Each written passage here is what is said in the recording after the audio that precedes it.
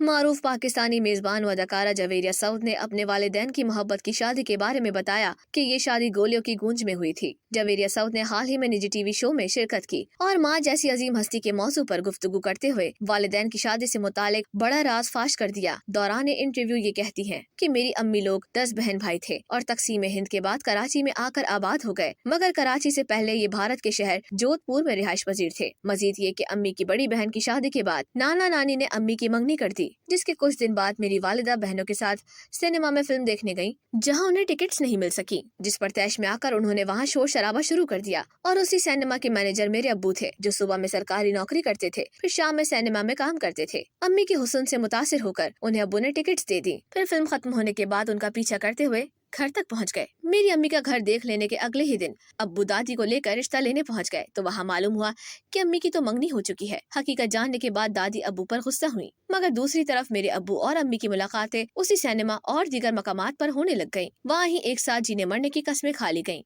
जवेरिया ने अपनी बात जारी रखते हुए मजीद बताया कि दादी को दोबारा राजी करके अब्बू नानी के घर ले गए, जहाँ पहले से ही अम्मी कह चुकी थी कि मुझे शादी यहाँ ही करनी है, जहाँ आपने मंगनी की है वहाँ नहीं। अब लड़का लड़की राजी तो क्या करेगा, काजी वाली बात हो गई। दोनों घरों की रजामंदी से शादी की तारीख तय कर दी गई और पहले जिनसे अम्मी की मंगनी हुई थी उन्हें फोन करके मना कर दिया गया। जब शादी का दिन आया तो निकाह के फौरन बाद गोलियां चलने लग गयी। वो पहली पार्टी गुस्से में आ पहुंची कि हमारे लड़के की मंगेतर की शादी किसी और से कैसे हो गई, पर आखिर में सुलह हो गई। वाज़ेह रहे कि गुफ्तगू के आखिर में अदाकारा जवेरिया ने कहा कि मेरी अम्मी की हिम्मत थी कि शादी के बाद अब्बू के साथ 2 कमरों के फ्लैट में रहने लगी और उनकी हर मुश्किल में साथ दिया। यही नहीं बल्कि मोहब्बत को कभी कमजोर नहीं पड़ने दिया।